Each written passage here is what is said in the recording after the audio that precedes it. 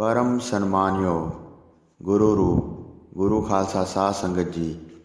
वाहिगुरु जी का खालसा वाहिगुरु जी की फतेह। फौजां ने आनंदपुर साहब ਨੂੰ ਘੇਰਾ ਪਾਇਆ ਹੋਇਆ ਸੀ। ਸਿੰਘ ਬਹੁਤ ਭੁੱਖੇ ਹੋ ਗਏ ਸਨ। ਇਸ ਲਈ ਉਹਨਾਂ ਨੇ ਤੁਰਕਾਂ ਦੇ ਅਨਾਜ ਦਾ ਬਾਜ਼ਾਰ ਵੇਖ ਕੇ ਹਮਲਾ ਕੀਤਾ ਤੇ ਸਾਰਾ ਅਨਾਜ ਲੁੱਟ ਲਿਆਏ। ਜਿਹੜੇ ਵੀ ਤੁਰਕ ਉਹਨਾਂ ਦੇ ਪਾਸ ਪਹੁੰਚੇ ਸਨ ਉਹਨਾਂ ਨੂੰ ਮਾਰ ਦਿੱਤਾ। ਸ਼੍ਰੀ ਪ੍ਰਭੂ ਜੀ ਨੇ ਕਿਹਾ, ਦਾਅ ਸਮਝ ਕੇ ਮਾਰੋ, ਬਹੁਤਿਆਂ ਨੂੰ ਵੇਖ ਕੇ ਵਿੱਚ ਨਾ ਜਾਓ। ਖਾਣ ਪੀਣ ਜਿੰਨਾ ਵੀ ਕਰ ਸਕਦੇ ਹੋ ਸੰਤੋਖ ਧਾਰ ਕੇ ਰਹੋ ਤੇ ਖਾਓ। ਇੱਕ ਸਿੱਖ ਨੂੰ ਉੱਥੇ ਫੜ ਕੇ ਤੁਰਕਾਂ ਨੇ ਬਲ ਨਾਲ ਕੈਦ ਕਰ ਲਿਆ। ਉਸ ਦੀ ਸੁੰਨਤ ਕਰ ਦਿੱਤੀ, ਸਿਰ ਦੇ ਕੇਸ ਕਤਲ ਕਰ ਦਿੱਤੇ ਤੇ ਉਸ ਉੱਤੇ ਬਹੁਤ ਜ਼ੋਰਾਵਰੀ ਕੀਤੀ। ਕਹਿ ਕੇ ਫਿਰ ਕਲਮਾ ਪੜ੍ਹਾਇਆ। ਫਿਰ ਵੀ ਸਿੱਖ ਨੇ ਸਿੱਖੀ ਵੱਲੋਂ ਆਪਣਾ ਮਨ ਨਾ ਡੁਲਾਇਆ। ਸ਼ਕਤੀ ਨਾਲ ਤੁਰਕਾਂ ਨੇ ਸਭ ਪ੍ਰਕਾਰ ਦੀ ਸ਼ਰ੍ਹਾ ਕੀਤੀ ਤੇ ਉਸ ਸਮੇਂ ਆਪਣਾ ਖਾਣਾ ਵੀ ਉਸ ਨੂੰ ਖਵਾਇਆ। ਆਪਣੀ ਵਿਧੀ ਅਨੁਸਾਰ ਉਸ ਨੂੰ ਇਸ਼ਨਾਨ ਵੀ ਕਰਵਾਇਆ। ਪਰ ਉਹ ਹਿਰਦੇ ਅੰਦਰ ਗੁਰੂ ਗੁਰੂ ਜਪਦਾ ਰਿਹਾ।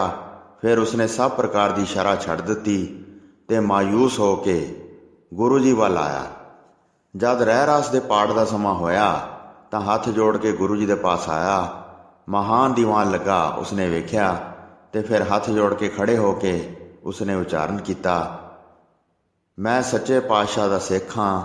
ਜੰਗ ਵਿੱਚ ਲੜਦਿਆਂ ਧਰਤੀ 'ਤੇ ਡਿੱਗ ਪਿਆ ਸੀ, ਬੇਹੋਸ਼ ਹੋਇਆ ਸੀ ਤੇ ਕਿਸੇ ਪ੍ਰਕਾਰ ਦੀ ਹੋਸ਼ ਨਹੀਂ ਸੀ ਰਹੀ। ਉੱਥੇ ਫਿਰ ਸਾਰੇ ਤੁਰਕ ਆ ਪਹੁੰਚੇ। ਜਦ ਫੜ ਕੇ ਲੈ ਗਏ ਤਾਂ ਮੈਨੂੰ ਹੋਸ਼ ਆਈ। ਫਿਰ ਉਹ ਸਭ ਪ੍ਰਕਾਰ ਦੀ ਸ਼ਰ੍ਹਾ ਕਰਨ ਲੱਗੇ। ਹੁਣ ਮੈਂ ਕੀ ਉਪਾਅ ਕਰਾਂ? ਮੇਰਾ ਹਿੰਦੂ ਜਨਮ ਹੈ ਤੇ ਸਿੱਖੀ ਧਰਮ ਜਾਂਦਾ ਰਿਹਾ ਹੈ। ਜਿਸ ਵਿਧੀ ਨਾਲ ਵੀ ਮੇਰਾ ਸਿੱਖ ਧਰਮ ਰਹੇ ਰੱਖੋ, ਮੈਂ ਦੁੱਖ ਬਰਦਾਸ਼ਤ ਕਰ ਲਵਾਂਗਾ, ਨਹੀਂ ਤਾਂ ਮੈਂ ਚਿਖਾ ਬਣਾ ਕੇ ਸੜ ਕੇ ਮਰ ਜਾਵਾਂਗਾ। ਗੁਰੂ ਜੀ ਨੇ ਪੁੱਛਿਆ, ਸ਼ਰ੍ਹਾ ਕਿਸ ਤਰ੍ਹਾਂ ਕੀਤੀ ਸੀ ਜਦ ਵੈਰੀਆਂ ਦੇ ਵੱਸ ਵਿੱਚ ਪਿਆ ਸੀ? ਤਦ ਸਿੱਖ ਨੇ ਹੱਥ ਜੋੜ ਕੇ ਸੁਣਾਇਆ, ਸਭ ਤੋਂ ਪਹਿਲਾਂ ਮੇਰੀ ਸੁੰਨਤ ਕਰਵਾਈ, ਫਿਰ ਕਲਮਾ ਤੇ ਨਮਾਜ਼ ਪੜ੍ਹਵਾਈ, ਫਿਰ ਕੇਸਾਂ ਦੀ ਬੇਅਦਬੀ ਕੀਤੀ ਤੇ ਆਪਣਾ ਖਾਣਾ ਖਵਾਇਆ। ਇਹ ਸੁਣ ਕੇ ਗੁਰੂ ਜੀ ਨੇ ਪੁੱਛਿਆ, ਸੱਚੋ ਸੱਚ ਕਹੋ, ਕੀ ਤੁਰਕਣੀ ਦੇ ਸੰਗ ਤੋਂ ਬਚੇ ਰਹੇ ਹੋ? ਤਦ ਸਿੱਖ ਨੇ ਕਿਹਾ, ਹੇ ਪ੍ਰਭੂ ਜੀ, ਤੁਰਕਣੀ ਦੇ ਸੰਗ ਤੋਂ ਬਚਿਆ ਰਿਹਾ ਹਾਂ। ਤੁਸੀਂ ਹੱਥ ਦੇ ਕੇ ਮੈਨੂੰ ਰੱਖ ਲਿਆ ਹੈ। ਤਦ ਗੁਰੂ ਜੀ ਨੇ ਫਰਮਾਇਆ, ਕੜਾਹ ਪ੍ਰਸ਼ਾਦ ਕਰਾਓ ਤੇ ਉਸ ਨੂੰ ਖਾਲਸੇ ਵਿੱਚ ਵਰਤਾ ਦਿਓ।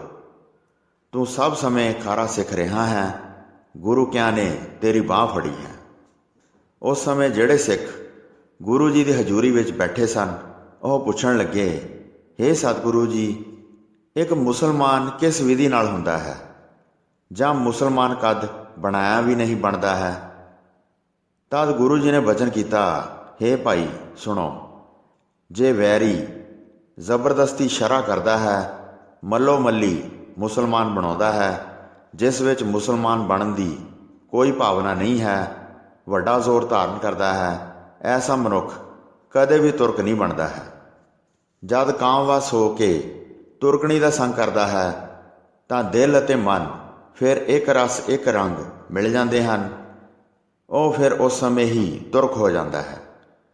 ਇਹ ਸਭ ਕੁਝ ਮਨ ਦਾ ਕਾਰਨ ਸਮਝੋ। ਸਾਰੇ ਧਰਮ ਮਨ ਦੇ ਕਾਰਨ ਹੀ ਬਦਲਦੇ ਹਨ। ਤਾਕਤ ਨਾਲ ਮਨੁੱਖ ਦੀ ਭਾਵਨਾ ਨਹੀਂ ਫਿਰਦੀ ਹੈ। ਮੇਰਾ ਸਿੱਖ ਤੁਰਕਣੀ ਦਾ ਸੰਗ ਨਾ ਕਰੇ। ਜੇ ਕੋਈ ਇੱਕ ਵਾਰੀ ਵੀ ਤੁਰਕਣੀ ਦਾ ਸੰਗ ਭੋਗ ਲਵੇ ਤਾਂ ਉਹ ਤੁਰੰਤ ਮੁਸਲਮਾਨ ਹੋ ਜਾਂਦਾ ਹੈ।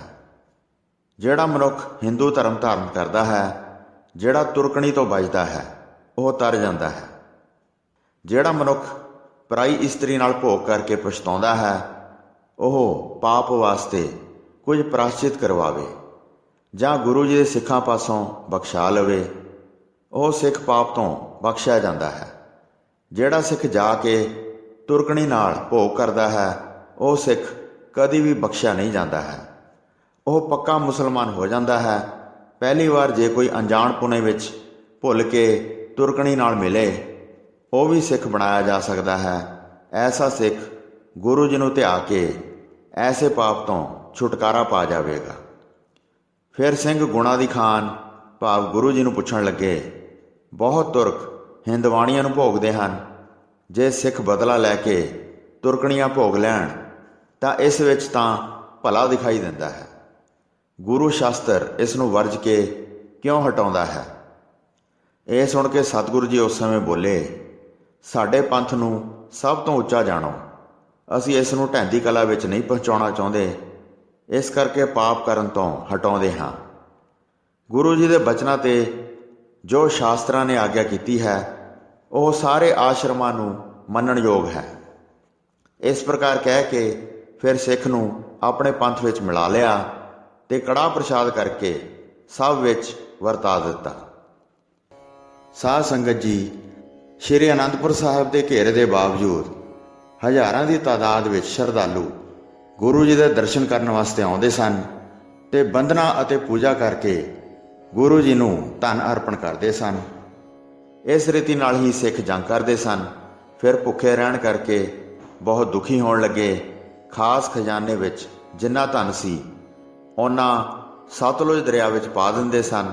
ਪਸ਼ਮੀਨੇ ਆਦਿ ਦੇ ਸਾਰੇ ਕੱਪੜੇ ਸਤਿਗੁਰੂ ਜੀ ਅੱਗ ਵਿੱਚ ਪਾ ਕੇ ਫੁਕਵਾ ਦਿੰਦੇ ਸਨ। ਇਸ ਵਿਧੀ ਨਾਲ ਸਾਰਾ ਸਾਜ਼ੋ ਸਮਾਨ ਨਿਬੇੜ ਦਿੱਤਾ। ਅੱਗ ਨਾਲ ਫੂਕ ਦਿੰਦੇ ਸਨ ਜਾਂ ਨਦੀ ਵਿੱਚ ਡੇਗ ਦਿੰਦੇ ਸਨ। ਨਗਰ ਦੇ ਲੋਕ ਪੁਕਾਰਨ ਲੱਗੇ। ਭੁੱਖ ਦਾ ਦੁੱਖ ਬਰਦਾਸ਼ਤ ਨਹੀਂ ਸੀ ਹੁੰਦਾ। ਪਰਜਾ ਨਿਕਲ ਕੇ ਬਾਹਰ ਨੂੰ ਚਲੀ ਗਈ, ਪਰ ਗੁਰੂ ਜੀ ਦੇ ਸੂਰਬੀਰਾਂ ਨੇ ਗੁਰੂ ਜੀ ਨੂੰ ਨਹੀਂ ਛੱਡਿਆ।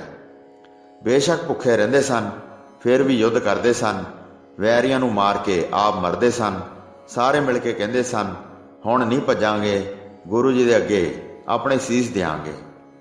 ਸਿਦਕ ਵਿੱਚ ਦ੍ਰਿੜਤਾ ਨਾਲ ਸਾਬਤ ਰਹਿੰਦੇ ਸਨ ਤੇ ਅਨੇਕ ਪ੍ਰਕਾਰ ਦੇ ਸੰਕਟ ਬਰਦਾਸ਼ਤ ਕਰਦੇ ਸਨ।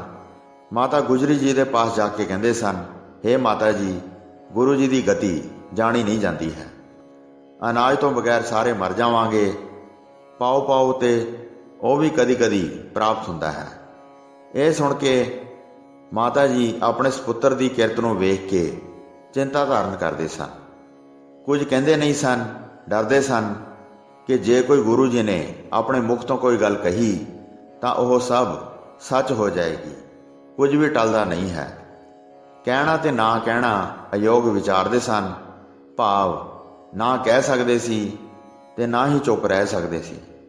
ਫਿਰ ਵੀ ਜਿਹੜੇ ਬਹੁਤ ਸੇਵਕ ਪਾਸ ਰਹਿੰਦੇ ਸਨ ਉਹਨਾਂ ਨੂੰ ਵੱਡੇ ਕਸ਼ਟ ਬਾਰੇ ਸੁਣਾਉਂਦੇ ਰਹਿੰਦੇ ਸਨ। ਸਿੱਖ ਸੈਂਕੜੇ ਲੜ ਕੇ ਸ਼ਹੀਦ ਹੋ ਰਹੇ ਸਨ। ਜਿਹੜੇ ਬਚੇ ਸਨ ਉਹ ਜੀਵਨ ਦੀ ਆਸ਼ਾ ਨਹੀਂ ਧਾਰਦੇ ਸਨ। ਮਾਤਾ ਜੀ ਇੱਕ ਦਿਨ ਮਨ ਨੂੰ ਦ੍ਰਿੜ ਕਰਕੇ ਆਏ। ਸਭ ਵਿਧੀਆਂ ਨਾਲ ਦੁੱਖ ਤੋਂ ਬਹੁਤ ਪੀੜਿਤ ਹੋਏ। ਸਤਿਗੁਰੂ ਜੀ ਦੇ ਪਾਸ ਹੋ ਕੇ ਖੜੇ ਹੋ ਗਏ। ਚਿੱਤ ਵਿੱਚ ਚਿੰਤਵਾਨ ਹੋ ਗੁੱਸੇ ਨਾਲ ਕਿਹਾ, ਜੱਗ ਵਿੱਚ ਗੁਰੂ ਬਣ ਕੇ ਕਹਾਉਂਦੇ ਹੋ ਸਿੱਖਾਂ ਨੂੰ ਮਾਰਨ ਵਾਸਤੇ ਇਹ ਉਪਾਅ ਰਚਿਆ ਹੈ। ਨਿਤ ਸਿੰਘ ਅੱਗੇ ਹੋ ਕੇ ਲੜਦੇ ਹਨ। ਸਿਰਾਂ ਉੱਤੇ ਕੜਕਦੇ ਵੈਰੀ ਖੜੇ ਹਨ। ਸਾਰਿਆਂ ਵਿੱਚ ਬਹੁਤ ਭੁੱਖ ਵਰਤ ਰਹੀ ਹੈ। ਦਿਨ ਰਾਤ ਭੋਜਨ ਕਿਸੇ ਥਾਂ ਤੋਂ ਵੀ ਪ੍ਰਾਪਤ ਨਹੀਂ ਹੋ ਰਿਹਾ। ਪਹਿਲਾਂ ਵੀ ਸਾਰਾ ਧਨ ਦਰਿਆ ਵਿੱਚ ਪਾ ਦਿੱਤਾ ਹੈ, ਹੁਣ ਵੀ ਖਜ਼ਾਨੇ ਵਿੱਚੋਂ ਕੱਢ ਕੇ ਸਾਰਾ ਰੋੜ ਦਿੰਦੇ ਹੋ। ਸਿੱਖਾਂ ਨੇ ਕਿਹੜਾ ਐਸਾ ਗੁਨਾਹ ਕੀਤਾ ਹੈ ਜਿਸ ਕਰਕੇ ਉਹਨਾਂ ਉੱਤੇ ਇੰਨਾ ਕਸ਼ਟ ਆ ਪਿਆ ਹੈ?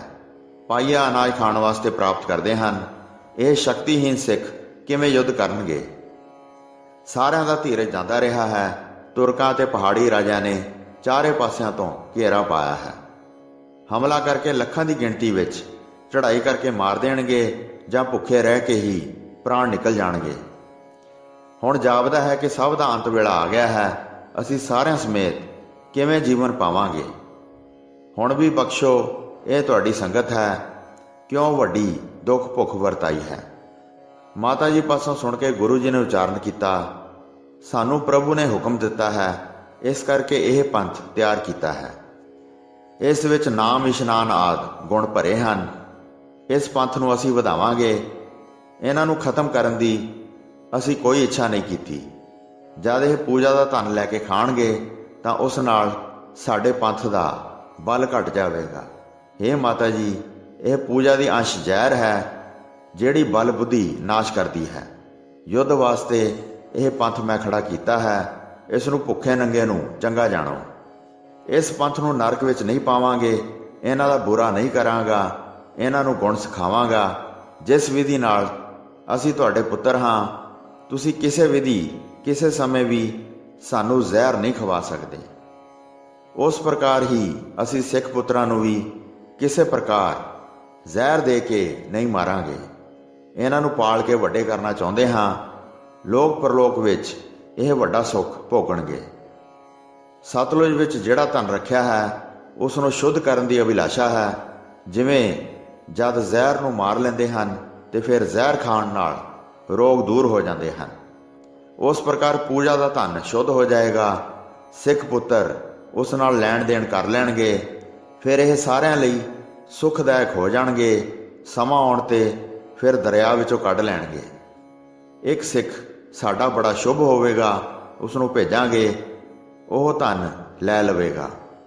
ਉਹ ਤਪ ਕਰਕੇ ਵੱਡਾ ਸੁਖੀ ਹੋਵੇਗਾ। ਪੱਛਮ ਤੋਂ ਉੱਠ ਕੇ ਖਾਲਸਾ ਪੰਥ ਪਹਿਲਾਂ ਚਮਕੇਗਾ। ਸਾਰੇ ਪਹਾੜੀਏ ਦੁਸ਼ਟ ਤੇ ਫਿਟਕਾਰੇ ਹੋਏ ਖੋਟਿਆਂ ਰਸਤਿਆਂ ਤੇ ਤੁਰਨ ਵਾਲੇ ਅਤੇ ਮੌਨ ਛੁਪ ਜਾਣਗੇ। ਜਿਹੜਾ ਵੀ ਖਾਲਸੇ ਨਾਲ ਮੇਲ ਕਰੇਗਾ ਉਹ ਬਚਿਆ ਰਹੇਗਾ। ਜਿਹੜਾ ਖਾਲਸੇ ਨਾਲੋਂ ਟੁੱਟ ਜਾਵੇਗਾ ਉਹ ਇੱਕ ਦਿਨ ਟੁੱਟ ਜਾਵੇਗਾ। ਖਾਲਸੇ ਦੇ ਸਾਰੇ ਹੀ ਮਿੱਤਰ ਹੋਣਗੇ, ਜਿਹੜੇ ਹਿੰਦੀ, ਮੌਲਵੀ, ਗੋਰੇ ਅਤੇ ਸੁੰਨੀ ਬੰਸ ਵਾਲੇ ਹੋਣਗੇ। ਖਾਲਸਾ ਵੱਡਾ ਬਲੀ ਹੋਵੇਗਾ ਤੇ ਮੋਨਿਆਂ ਅਤੇ ਤੁਰਕਾਂ ਨੂੰ ਤੋੜੇਗਾ। ਪਰਜਾ ਨੂੰ ਦੁਖੀ ਕਰਨ ਵਾਲਿਆਂ ਦੇ ਪਿੰਡਾਂ ਨੂੰ ਲੁੱਟੇਗਾ ਤੇ ਧਰਤੀ ਤੇ ਸਾਰੇ ਨਿਆਂ ਆ ਜਾਏਗਾ। ਜਿਹੜੇ ਤੁਰਕ ਪੁਰਖ ਪਰਾਈਆਂ ਇਸਤਰੀਆਂ ਨੂੰ ਵਿਵਚਾਰਨੀਆਂ ਬਣਾਉਣ ਦੀ ਆਸ਼ਾ ਰੱਖਦੇ ਹਨ, ਉਹਨਾਂ ਨੂੰ ਸਿੱਖਿਆ ਹੋ ਜਾਵੇਗੀ, ਭਾਵ ਉਹ ਦੰਡਿਤ ਹੋਣਗੇ। ਤਿਸ ਦਿਨ ਖਾਲਸਾ ਉਪਜੇਗਾ। ਸਾਰੇ ਵਰਨਾਂ ਨੂੰ ਖਾਲਸਾ ਬਣਨ ਦੀ ਚਾਹ ਹੋਵੇਗੀ। ਇਹ ਸੁਣ ਕੇ ਮਾਤਾ ਜੀ ਚੁੱਪ ਹੋ ਗਏ।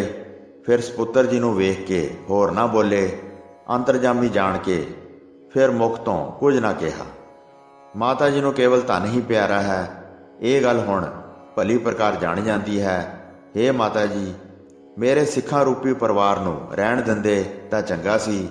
ਤੁਸੀਂ ਕਿਉਂ ਮੇਰੇ ਸਿੱਖਾਂ ਰੂਪੀ ਪਰਿਵਾਰ ਨੂੰ ਵਧਣ ਨਹੀਂ ਦਿੰਦੇ? ਸੋ ਇਸ ਪ੍ਰਕਾਰ ਗੁਰੂ ਜੀ ਨੇ ਮਾਤਾ ਜੀ ਨੂੰ ਇਹ ਬਚਨ ਕਹੇ। ਪ੍ਰਸੰਗ ਸੁਣਾਉਂਦੇ ਹੋਈਆਂ ਅਨੇਕ ਭੁੱਲਾਂ ਚੁੱਕਾਂ ਦੀ ਖੇਮਾ ਬਖਸ਼ਣੀ ਜੀ। ਵਾਹਿਗੁਰੂ ਜੀ ਕਾ ਖਾਲਸਾ, ਵਾਹਿਗੁਰੂ ਜੀ ਕੀ ਫਤਿਹ।